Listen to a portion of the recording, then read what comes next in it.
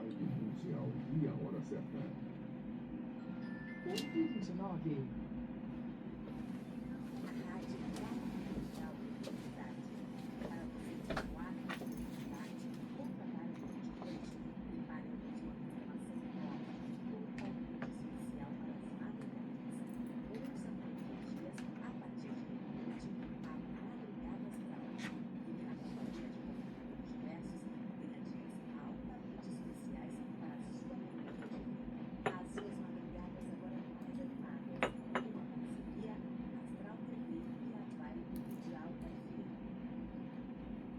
Nós, da ONG Canto da Terra, atendemos anualmente mais de 4.000 animais em situação de vulnerabilidade e atualmente queremos garantir que todos tenham cuidados e acesso à medicina veterinária de qualidade, mas precisamos da sua ajuda. Esse trabalho só é possível graças a doações que recebemos, que ajudam a cobrir os custos. Seja um apoiador da causa animal. Acesse nosso site www.ongcantodaterra.org. Faça sua doação via Pix, CNPJ 24 807 320 0001 16. Repetindo, Pix, CNPJ 24 807 320 0001 16. ONG Canto da Terra. 2 a mais. A Vibe Mundial apoia a causa animal. Boa noite. Você está na Vibe Mundial FM, a rádio que toca a sua vida. Agradecemos por sua audiência.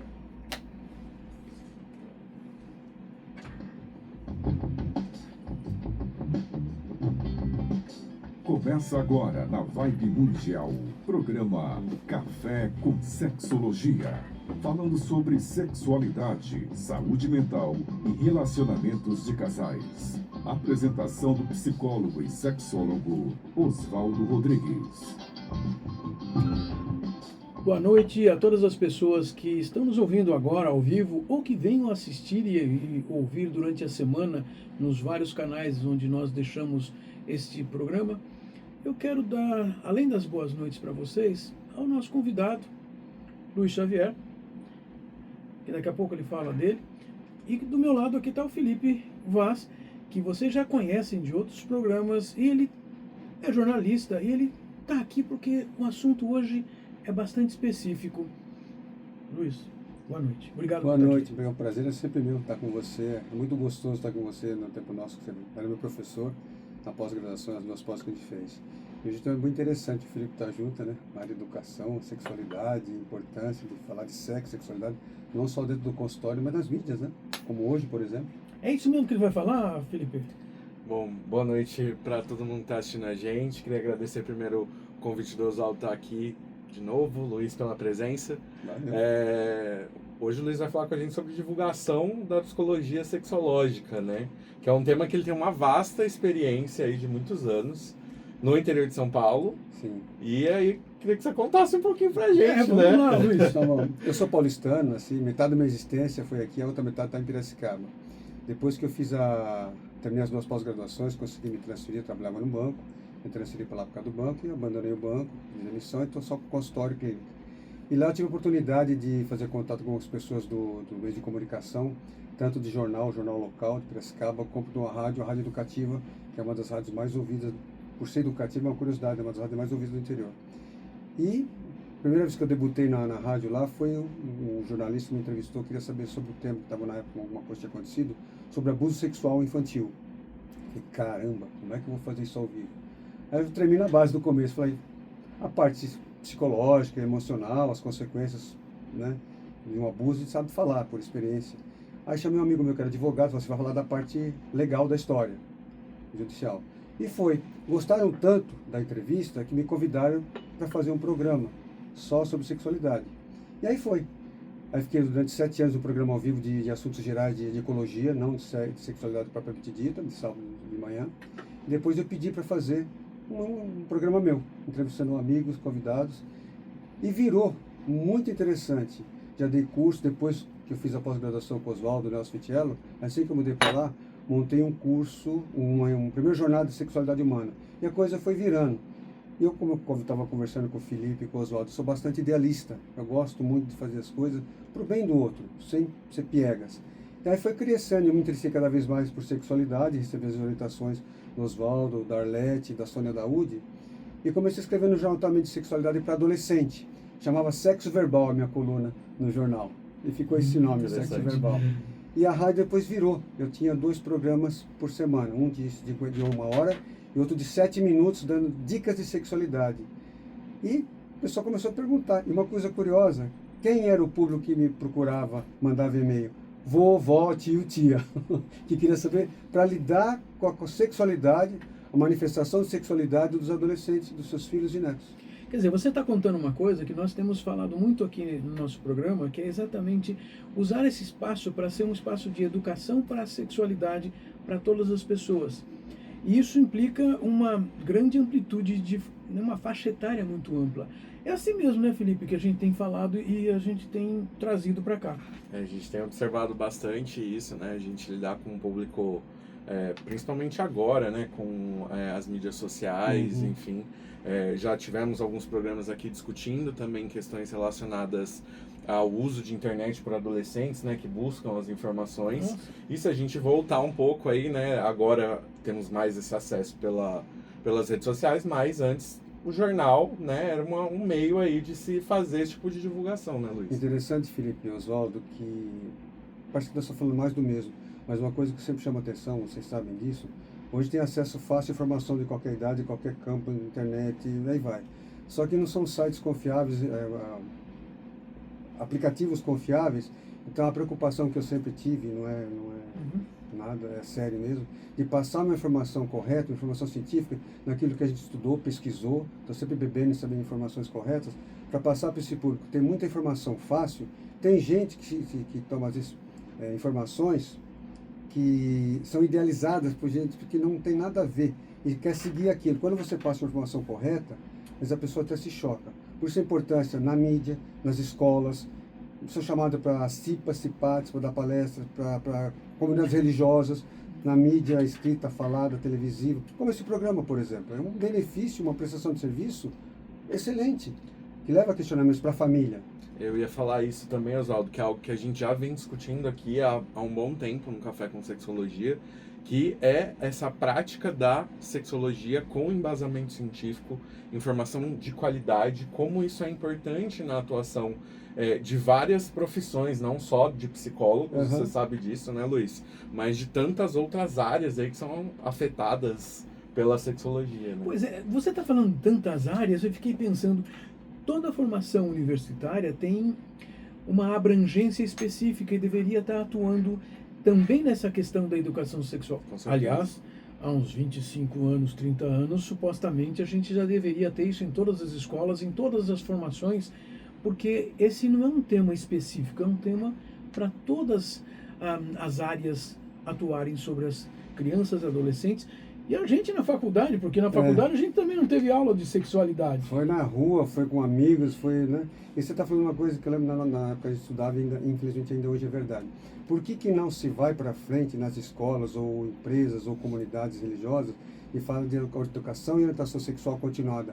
Que é um medo básico, ainda é.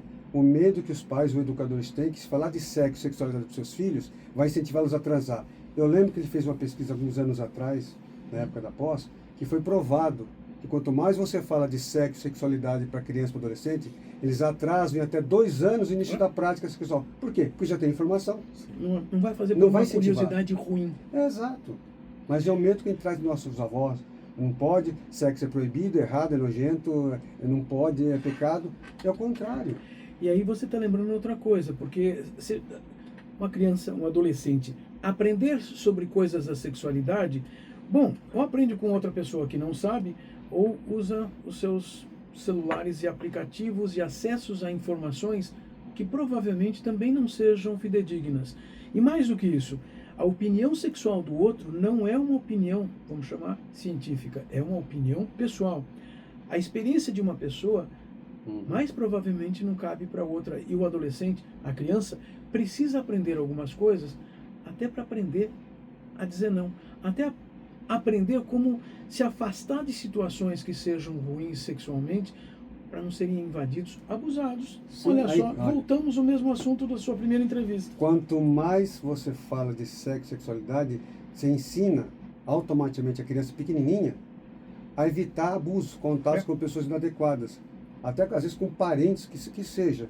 Então, hoje em dia, mais do que nunca, por causa da mídia toda, existe uma demanda represada, reprimida, de informações adequadas. E é preciso falar de sexo e sexualidade abertamente, sem julgar, sem passar valores necessariamente do profissional, do educador, do que é certo e errado. A família vai dizer isso, mas não pode deixar de tocar no assunto. Quando eu escrevo num jornal, quando eu tenho os programas de rádio ou nas empresas que a gente vai dar palestra sobre isso, é criar um campo de discussão, de abertura, não falar o que é certo ou errado, mas deixar a criança ou adolescente, ou os próprios, trabalhar a angústia desses pais que não tiveram informação. A gente sabe disso, os pais também não tiveram, os avós não tiveram, mas não é por causa disso que a gente vai fechar os olhos também. Ô Luiz, e uma coisa importante que eu estava falando a respeito dessa educação sexual, né? Também a gente expandir a ideia de que educação sexual é só falar sobre sexo. Exato. Né? A gente está falando muito sobre, quando a gente fala em educação sexual, a gente está falando sobre consentimento, sobre autocuidado, sobre conhecimento do próprio corpo. E isso traz... Higiene até. Higiene, sim. E são questões que trazem um repertório para essa criança, para esse adolescente, que vão impactar o resto da vida dele. Né? E Felipe, falando de educação, de higiene e tal, tem mulheres casadas que não conhecem o pênis do seu marido, ou seja, não sabem se ele faz a higiene corretamente. Verdade. E tem pesquisas que mostram que boa parte do câncer de colo uterino é questão de falta de higiene do pênis. Isso é provado. Só para dar um exemplo mínimo, né? Vamos ficar falando disso, mas é real. Sim. Ou seja, cuidados de higiene para crianças e adolescentes Exato. aprenderem e não chegarem adultos provocando problemas. Ah, se eu, pai, eu, mãe, eu vou, vó, tio, não tive essa educação, essa formação, busque um profissional, busque uma pessoa adequada, um médico, talvez um psicólogo, um terapeuta sexual, que seja adequado para orientar, para fazer. Não vai passar nossos valores enquanto profissionais para essa família, mas precisa falar abertamente. Porque a molecada, como diz aquele ditado antigo, enquanto a gente vai com o milho, já vieram com o bolo pronto. Já tem a informação errada. Essa é uma questão do para que termos programas assim, na rádio, colunas em revistas, jornais. Ainda existem jornais ainda. É incrível. Eu escrevo cada 15 dias. Mas existem. Mas muitos jornais também passaram a colocar um website, as mesmas matérias, ou seja, existem locais para procurar a informação. Mas é muito importante termos esses cuidados. Afinal de contas, quem é que vai definir, decidir quais são as fontes adequadas? Bom, se os pais não têm acesso a essas fontes, primeiro já não sabem. Se tem acesso a essas fontes, no mínimo, já sabe o que o filho vai saber. Vai ler, vai ouvir. Mas os pais também precisam de uma educação para a sexualidade. Você tocou no tema que eu sempre gosto. Quando o pessoal me chama para fazer projetos de educação sexual, apresentei em várias escolas, públicas e privadas lá em Piracicaba. Todos elogiaram, leram o programa, o conteúdo do programa, adoraram. Ah, mas a gente tem medo de perder aluno, os pais podem não concordar. Elogiaram o programa, elogiaram o projeto, mas não querem abordar. Aí eu brinco, sou irônico, né? Então vocês vão pagar o preço do consultório. Não quer fazer a prevenção agora, nós vamos pagar o preço da remediação. Então, mas isso é verdade. É uma pena. Mas isso é uma verdade. Porque essas pessoas, crianças e adolescentes, quando adultos, vão ter os seus sofrimentos porque não souberam como lidar com algumas coisas. E, na verdade, Felipe, a tua palavra foi excelente. Autocuidado. Aprender a ter um autocuidado, e isso implicar como se relacionar com outras pessoas, relacionar no cotidiano, conversar, colocar limites, poder também dizer sim quando for possível, necessário ou desejado. Mas isso vai fazer com que o adulto não precise de outro para dar a regra para ele. Você falou uma coisa também, não é só questão de sexo, é uma questão da sexualidade. Sim. É uma coisa muito maior, não apenas na zona de segurança nacional, como eu brinco, na genitalidade, né? É algo maior. Até a Carla fez um comentário aqui muito pertinente, que tem relação com isso que a gente está falando. Ela comentou aqui ao vivo no nosso Instagram. Falar sobre sexualidade na família é o caminho para que a criança aprenda a se proteger e entenda que a confiança deve partir da conversa em família, né? Adultos que não querem falar sobre sexualidade são crianças deseducadas. Quanto mais você fala, só de você falar, de você vazar a angústia, o questionamento, saber que geralmente pai e mãe, as figuras parentais de autoridade mais significativas para a criança, para o adolescente, Só de a criança, adolescente, saber que ele é ouvido, naquela curiosidade, aquela angústia, tá bom, não vai ser reprimido, eu fui acolhido. Aí cria aquele vínculo, aquele canal de abertura. Não é só para sexo, para um monte de coisa, né? Ainda assim é difícil dos pais cederem, ter uma postura assim. Porém, acho que é importante a gente sempre bater nessa tecla e falar, olha, se o seu filho quer falar alguma coisa, sua filha quer falar alguma coisa, ouça. Não sei o que falar de volta, ouça. Na sequência, abrace. Olha, vamos conversar disso, vamos procurar informação. E sim, o Luiz já estava falando, olha, você pode perguntar para um médico, para um psicólogo, para um terapeuta sexual, para um educador em sexualidade. Pode mandar pergunta no nosso Instagram, Café com Sexologia, a gente responde. Mas é necessário buscar essas informações. Os pais, mãe e pai, não é só a criança ou o adolescente, eles querem saber. E vocês, pais, estão preparados para conversar com seus filhos? E seus pais... Não, acho que é importante falar também que não saber não é motivo de vergonha. Eu ia falar isso agora. Pode Nós não nascemos sabendo. Se eu não sei, parece que tem que ser uma enciclopédia ambulante para dar resposta para você. Eu não sei, olha que legal. Eu falo meus pacientes, divida a tua fraqueza, a tua falha. Eu não sei, vamos buscar junto. Mas que legal que você chegou a me perguntar isso. Olha, vou aprender também, não tive isso no meu berço. Quando você divide, fala do teu sentimento, da emoção, quando você foi na tua infância, tua adolescente, quanto pai lá atrás, mãe, como teu filho. Pô, meu pai é mortal, minha mãe é mortal, que legal. Você nivela, cria um vínculo de confiança, porque as crianças idealizam os pais, né? Pai herói, mãe heroína. Não, eu também não tive isso. Legal. Já ouviram? Ele deu uma dica. Todo mundo pede dicas. Ele contou o que você, pai e mãe, precisam fazer para ajudar seus filhos.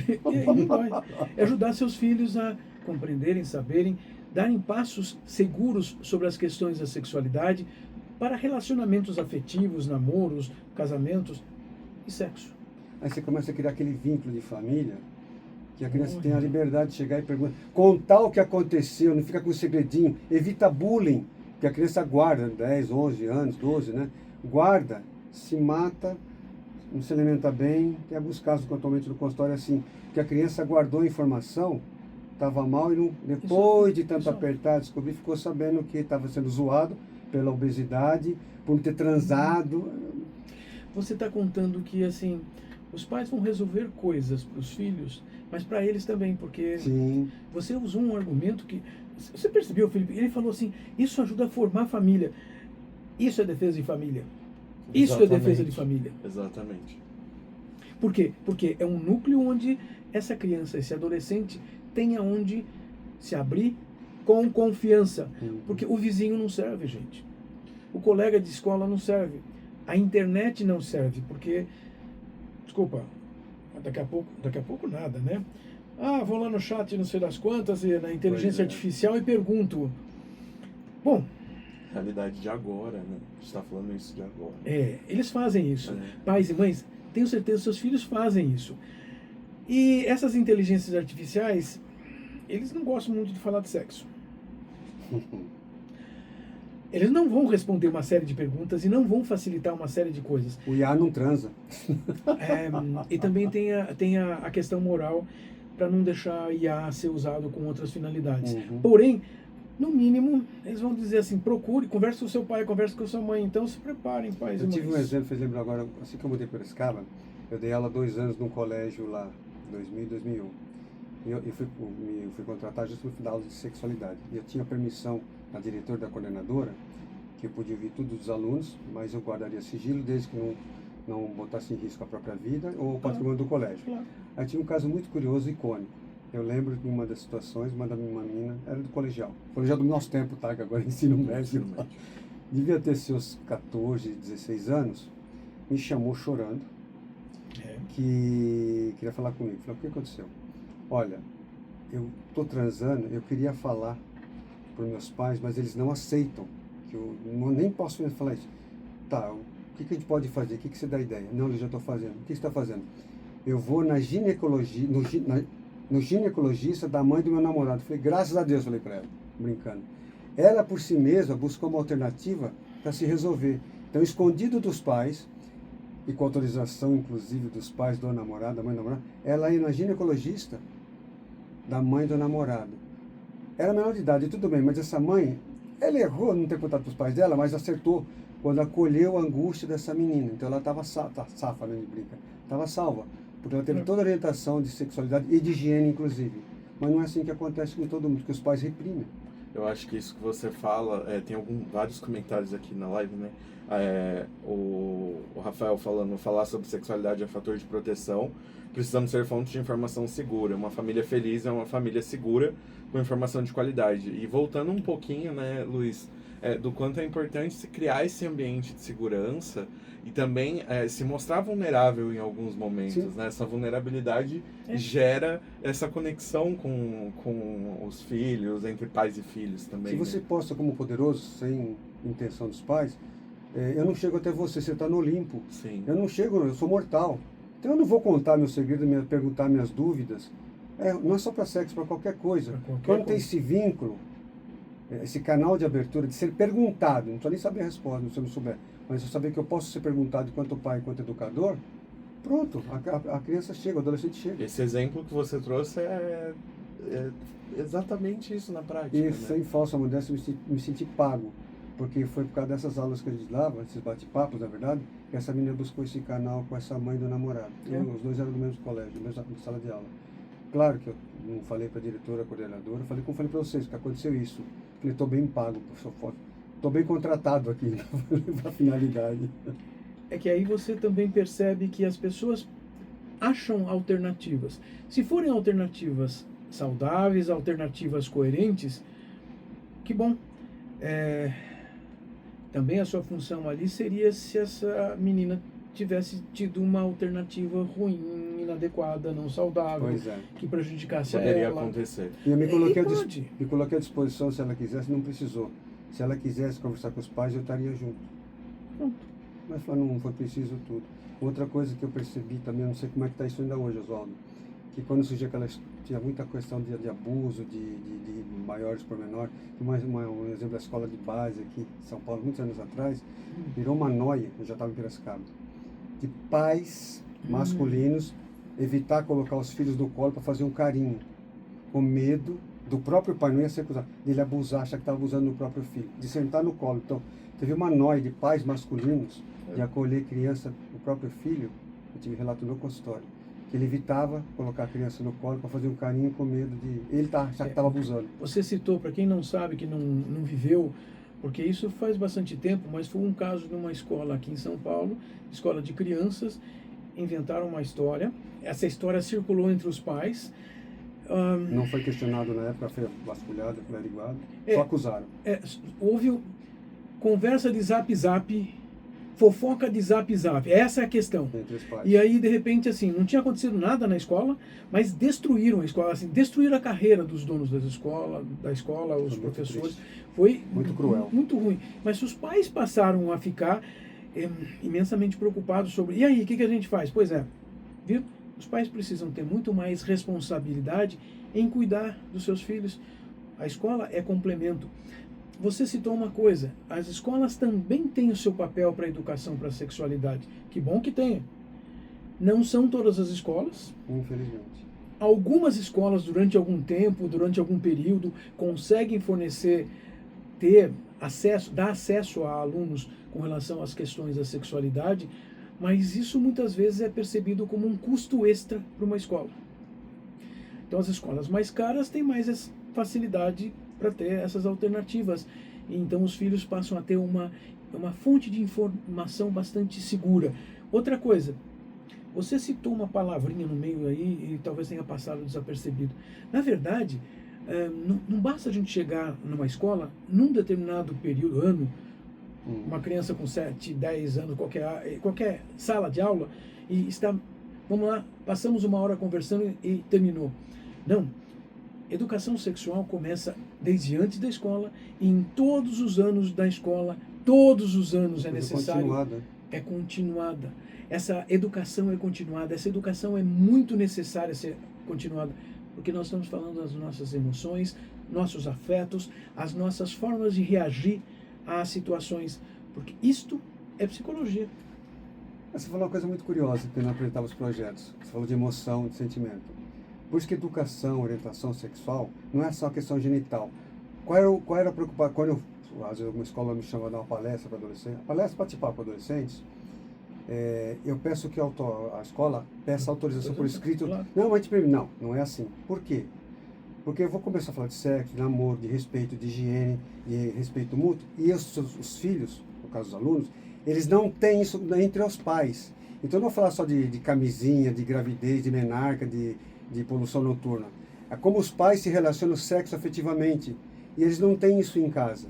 O modelo de amorosidade, não é a família perfeita doriana, não. Então a preocupação é que eles vão perceber como é um sistema de relacionamento afetivo, sexual, e eles não têm em casa, e vai começar a questionar os pais. Então eu não estou preocupado se eles vão engravidar ou não, falando de sexualidade. Eles não vão engravidar, mas também tem essa dimensão de afeto, de emoção, que eles vão ser ensinados, né, a como lidar com Relacionamento pessoa afetivo. Olha afeto. Só, vocês estão notando que nós estamos conversando sobre algo muito importante. E hoje, essa noite, eu tive aqui o Luiz Xavier, o Felipe Vaz, para conversar sobre essa questão de como divulgar isso, aonde se divulga isso. Vocês já ouviram que temos revistas, jornais, os websites dos jornais atualmente são os locais onde nós buscamos informações. A rádio continua, a rádio com imagem que vocês estão assistindo e vários das redes digitais. Precisamos ter esses espaços e abrir mais espaços assim, e vocês podem sim participar. Deixem suas perguntas. Luiz, eu quero agradecer a tua participação hoje e agradecer a participação do Felipe aqui. Cara, é sempre um prazer falar abertamente sobre isso, sem preconceito, de forma fluida, dinâmica, e trocar essa energia que a gente tem. Já acompanho vocês aqui no programa há muito tempo. Eu me sinto lisonjeado pelo convite. E ter sido seu aluno também na época das 2 pós-graduações. Estou aqui com você agora. Agradecer ao Luiz, ao Oswaldo. Obrigado pelo convite, Oswaldo. E também lembrar que os eventos científicos são muito importantes para discutir esses assuntos. Então, nos dias 8, 9 e 10 de maio, aqui em São Paulo, no bairro da Liberdade, a gente vai ter o Sinsex, Congresso Internacional Multidisciplinar em Sexualidades. Informações e inscrições está acabando em passex.com.br. Pois é, vocês notaram que assim, uma das coisas que nós buscamos fazer é conduzir informações, inclusive para profissionais, não só de saúde, mas de educação, outros profissionais, porque sexualidade todos vivemos. Eu quero deixar minha boa noite para todas as pessoas que nos assistiram ao vivo, ouviram ao vivo e que venham assistir, ouvir durante a semana ou outras semanas nos websites, seja no YouTube, seja aqui no Instagram também, vocês assistem. Até mais, gente. Até domingo que vem. Vai ter assunto interessante semana que vem, hein? Querem saber sobre pornografia no Brasil? Como é que ela apareceu, se desenvolveu? Pode ouvir aqui. Vocês vão assistir um sociólogo, um professor, doutor em sociologia falando disso. Semana que vem, domingo. Até mais.